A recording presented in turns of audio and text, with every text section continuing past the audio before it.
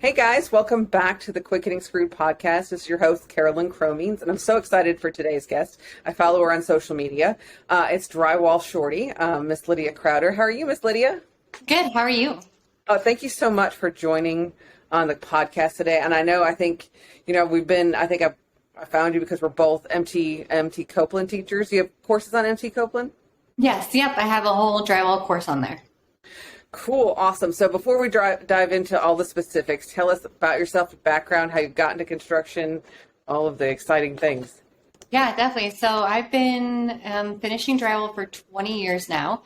I got started with my dad. I went to college first semester straight out of high school. Wasn't really a great fit. I kind of felt like I was just kind of wasting my time and my money. So my dad said, "Do you want a job?" And I said, "Sure, let's go ahead and do that because I'm not really doing anything else right now." And I just fell in love with it. So I've been doing it now for 20 years. And my husband and I own our own business together. And then I got him started in the trade when we were dating. So we've actually worked together for about 19 years together, just finishing. Yeah, it's been really You're married and you work together. How does that work out? It's a lot of compromise.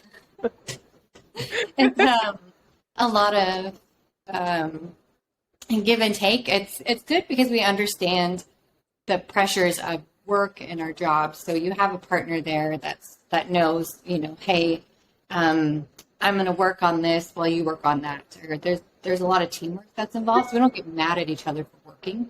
Gotcha. But it's kind of tricky sometimes. It can be a little stressful. Yeah. Can you both go on vacation at the same time? Yes, and we do. Yes. That's good. Awesome. So you guys do mostly commercial, residential, a little both. What does that look like for you guys? Both. We specialize. Most of our work is in residential. So here in where we live in Bozeman, Montana, we're having like a huge boom. Everybody wants to live here. Everybody's been moving from big cities to Bozeman. So right now, I would say like 90% of our work is new residential construction. Really? And then we have a little bit in commercial, but it's rare. We're not really set up for commercial. You need bigger crews. So, Do you do like repairs, remodels too? Like that? No, there's not a lot of repair. We are just strictly pretty much new residential. There's just so much, and there's such a lack of people to do it. It's just pretty much what we do. Awesome. Fun and niche. Are you by Yellowstone? Is that why everybody is moving there? Yes, exactly. I can't believe a TV series got such control over people where they want to live. I know. Well, it's so funny because there really is kind of that feeling around town. So I've been here for 28 years. And when I moved here, it really kind of was like a ranching town. We had a university, but, you'd see guys in cowboy hats that, smelled like they worked. It was like ranching. It was a pretty big ranching community. And now it's turned into Range Rovers, Teslas, $1 million houses that are right next to each other. And everybody just wants a piece of it here. So it's Really? good, but bad at the same time. So were you originally from Montana, just a different place, or? No, I'm originally I was born in Charlotte, and then we lived outside of Atlanta in Milburn. And then we moved up here when I was 10. Really? Why made your parents move to Montana? Don't be wrong, I'd love to if I could. No, I know, right? All of my dad's family was up here. Gotcha. So my aunt and my uncle lived up here, and then my grandma lived up here, and who else was up here? Somebody else. So like all of my dad's family was up here, and I think they were just ready to get out of Atlanta, and it was pre-Olympics, so everything was starting to like get really busy down there. So I think they just saw the opportunity and took it. So what kind of business did your dad run? Was drywall his sole focus, or? Uh-huh. Yeah, so he learned in Atlanta when he was young, and then moved up here, and then started his own business up here. So he's had his own business for about 27 years, 26 years, I think. Really? Yeah. So are you part of that, or you do your own thing? No, we do our own thing. So my husband and I own our own company, and my dad owns his own company, but he does mostly like smaller stuff, like remodels or little jobs, because he can't really do like the big stuff anymore. Gotcha. And so when you started, did you so you got into drywall? How did you start your own company? How did that come about? Definitely, yeah. So my dad's always been a big advocate of start it and then like teach you and then teach you how to have your own company. So we started and started working for my dad, and we had probably been with him about, how long were we with him? Probably about 6 or 7 years, 5 years, somewhere around there. I don't know, between like 5 and 7 years. I can't remember how long, but it was at the time where we really did need to start our own company, because he was kind of like, I can give you guys the builders, we can get you started, and just worked out really well. So he's always been great with teaching and then pushing you out to kind of start your own company and not just stay with him forever, which I really like. I agree. That's a lot. So like if somebody was in the position of they've been working with drywall for a while, they know how to do it, and they wanted to start their own company, where would they start? What would kind of be the first? Yeah, definitely. I would say first thing, make sure you have your tools set. I mean, that's a huge, if you don't have your tools, then you can't do the work. So make sure you have all of that done, and then look into your licensing. So you need to have an independent contractor license, your insurance, depending on where you work, because the Yellowstone Club is up here. So we have to have very high liability insurance. We also have to have really high insurance on our vehicles just in case anything happens. So make sure you have your bases covered. There was a welder that actually burnt down a house that was pretty much completed up there. And that was probably like a $3 million house. The whole thing caught on fire. Okay. So make sure you have good insurance. Like, can't stress that enough.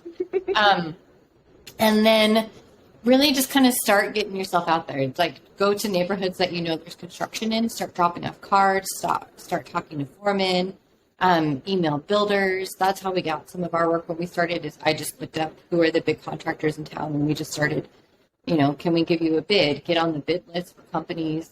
Another thing that we used to do is get the print off, if your city has it, of all the building permits that were issued for the month. So then you can go through and you can find who's building, where they're building, the addresses, and then you can go and like mail them a postcard or some advertising, or stop by the site and see what's going on.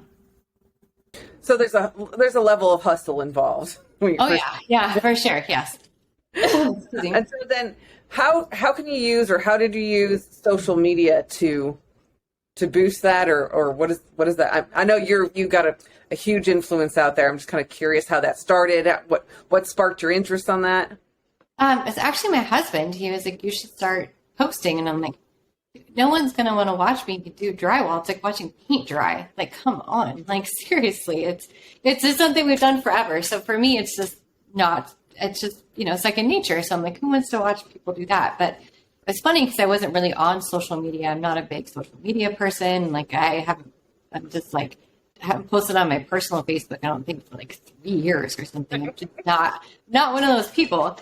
But he's like, you should start sharing. So we did, and I started doing tutorials and just kind of explaining super simple stuff, and it just really caught on. I think just having the experience of, being in the trade for 20 years, I could explain things very simply and break it down and help people troubleshoot. So it's been fun because I get a lot of followers that are retired or not in the trade anymore or have done drywall, and they're like, man, I love watching your videos. And then I get the homeowners that are like, oh my God, you've helped me so much. And then there's kind of a lack of guys kind of like training people that are coming up, because so many of them are retiring. So you kind of have all of these new guys starting, and maybe they don't have anybody to help them or train them. So then that's been cool too, because we've been able to kind of like help them, or kind of like, oh, okay, so that's how you do that, or give them a different option than what they've learned, from whoever their foreman is. So just kind of growing and sharing and expanding the trade into something so much better. No, I agree. And I think the trades are a great place to work. And I think we're also coming to the point where we've had really skilled craftsmen. They're now kind of exiting, and the trade schools that were out there, or how they were trained, are not out there anymore. They don't have shop class in schools, and it's not emphasized like it was before. And so to have something like that is pretty amazing. So did you go to school for this, or did you learn all on the job? All on the job. If you're union, you can go to the union school and you can get trained, but there's not a lot of unions in Montana. I actually didn't even know it was an option until probably just a couple of years ago. And I was like, wow, that's actually really nice if you're young. Yeah. and you want to get started in the trades, that's a great place to start. Most people here just hire on with a crew, and then you just learn. And then some guys pop around to different crews. Some guys start their own companies. It's just kind of whatever works best for them. So has the social media aspect helped your business? Yeah, the social media business is social media is kind of its own business now. So now we're running two businesses. Gotcha. So if I wanted to, we could like hit the road and be traveling drywallers. I get requests all the time for people to have me come do work for them. Uh-huh. And we're super busy here, but that's been fun. So that we could actually do that. Maybe down the line we could be traveling drywallers when my kids are out of the house. But social media has definitely just kind of taken its own path, and now I kind of have my own. We're running two businesses essentially. So, but it's been really fun. So what does the other side of the social media business look like? I'm just curious. Yeah, so I work, I do weekly content for Build Show Network with Matt Reisinger. So I'm tied in with those guys. So I have an agent, his name is Andy. So any company that wants to work with me, they go to Andy, and then Andy works up contracts. And then, we have some pretty big sponsors. So we have all the content that we're creating for them, plus the weekly content, plus everything else. So it's kind of, it's really great, but there's a lot of research and a lot of work that goes into it. So it's been cool to kind of be able to educate and really get into some of the nitty gritty stuff on the construction side and the drywall side, but then also keep it light and fun with, the Instagram posts and Facebook posts, and just kind of show the ins and outs of the trade. Awesome. I know I was watching some of your videos, and even as someone who's not familiar with drywall, it was kind of very satisfying to see you. Yeah. Yeah, and that's what a lot of people are like, that's really satisfying. That's really cool. It is. Like I was showing somebody else, she's like, how the hell does she walk on those stilts? I'm walking on heels. Yeah. They're really easy once you get them. Like once you got them, you're good. So. Okay, so having started your own business and being the business, what mistakes have you learned the hard way that you could prevent somebody else from making? Definitely. Contracts. Get contracts with your builders. Don't do word of mouth. If you are doing something special, get samples and get your samples signed off on, especially if you're doing like plasters. Have a sample they sign, and then have a sample you sign, and then have it to reference. Make sure you are being, what's the word I want to say? You are being open with the builders. So something that we have that as an issue here is it gets cold. So, in the winter, we're dropping down to like -20, -30. If you don't explain to them the heat that you need and kind of the parameters and the scope of what the job needs to look like, it could majorly affect you on the back end with cracking and all sorts of issues. So make sure you're covered on your end when it comes to explaining to the builder what you need to make your job successful. Because everybody wants a successful job, but if you don't tell them and you don't communicate, then you can't do that. So that's one thing we've definitely learned is definitely, and talking about timelines and what they can do to make your job go easier is also important too. Gotcha. So I'm curious, will a builder sign your contract? Because like what I'm hearing, at least on the residential side, a lot of builders, unless they're bigger builders, don't have like a subcontract. Yeah, I mean like a contract for like if you're signing into something big. So say you're doing like let's say you've got like 30 homes with the builder, because this is something that happens quite often. The guys will be like, oh yeah, I got this big contract with this builder and it's for 30 homes over a year. And then everybody just backs out and then they're left with nothing because the contractor found somebody that was like 2 cents cheaper, 3 cents cheaper. So like that, like, the one-offs, the one house that you do for a builder, somebody like that. But if you're getting into like pretty big scopes of work, you definitely want to have a contract signed and something where you guys are agreeing, we are doing these amounts of houses. Because when you get into planning and construction, especially like you plan on having those jobs, and then if a builder drops you, then you're totally screwed, especially if you're doing, you have planned 30, 40 homes for a builder. If they drop that, I mean, you're going to be scrambling because you kind of put all your eggs in one basket. So definitely, look into getting in a contract for like kind of like that kind of scope of work. Gotcha. And how is the market out there? Is it pretty cutthroat? Is there a lot of drywall people doing yours? Are the builders fair? I'm kind of curious. Yeah, so the builders are pretty fair for the most part. There's definitely a lack of skilled trades up here. People are having a really hard time finding people to actually do the work. So I think that's the biggest thing. They are bringing in out-of-state people to work. Really? So we kind of have like an influx of people that are just kind of housed here. So they bring them up from like Salt Lake City, California, Nevada, and then they'll just house them, in employee housing, and then just have them do the work.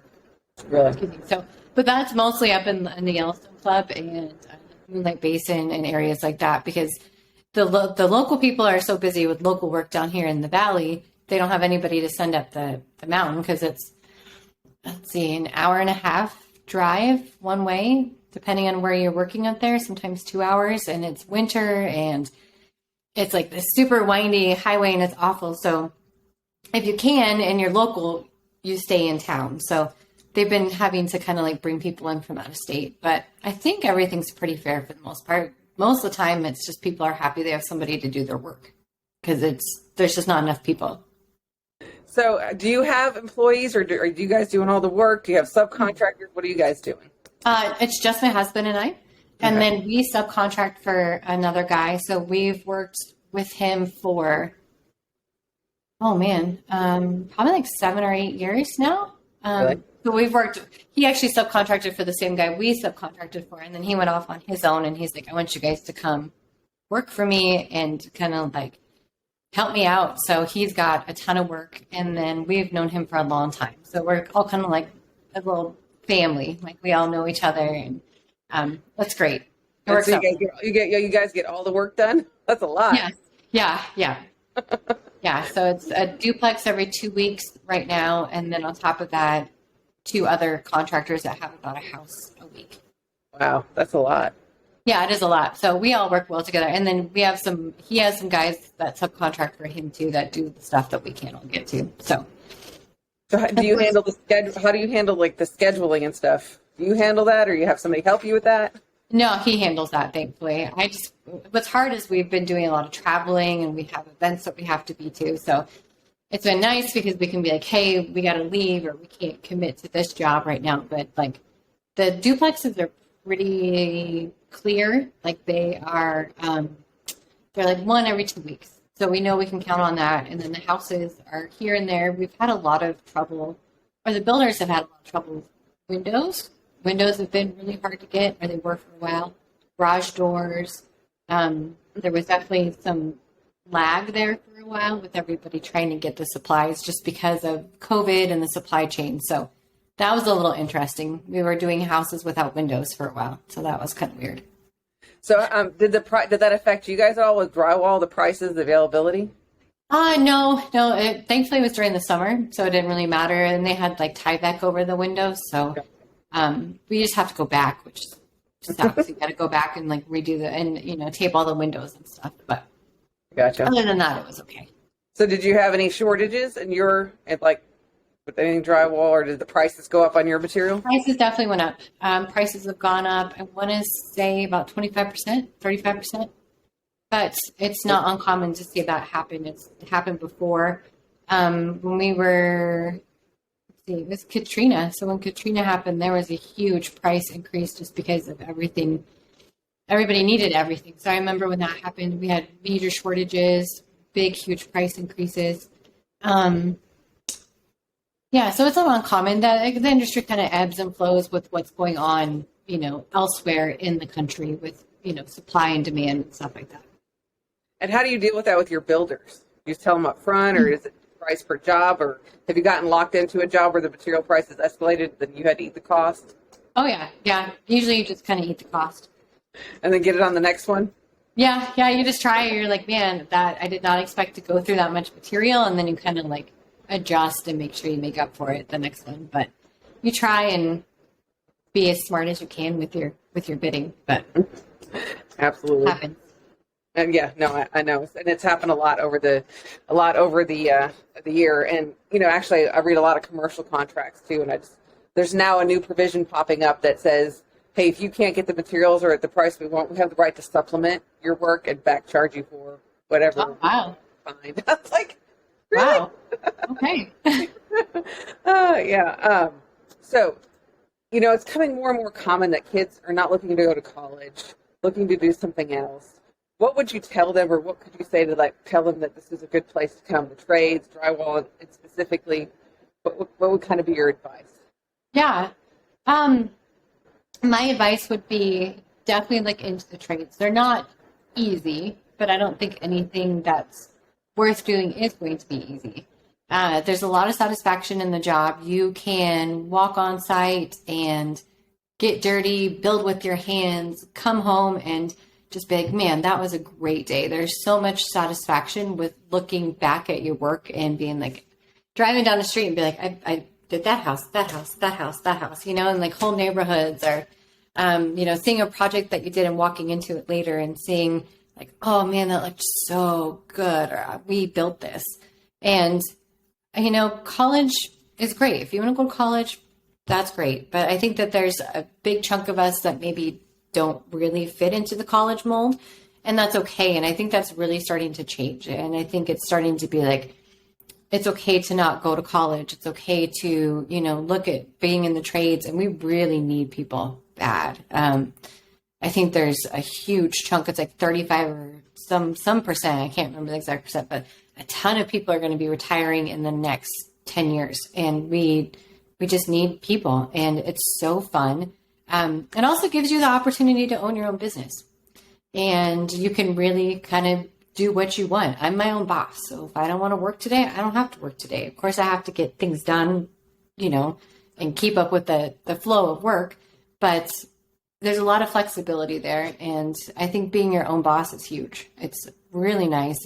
And trades really give you the opportunity to do that, and then also build on top of that and have your own small business. Yeah, it's actually pretty amazing, and it's like we're always going to be building things. Yeah. All the time. Right. Always build things need to be fixed, things need to be built, and it's truly amazing. And that's why I love it so much. I wish I could have, I help people, but I don't get to walk and be like, wow, that's pretty amazing. Look what I've built. Just to see it. It's just kind of cool. I just make a mess, but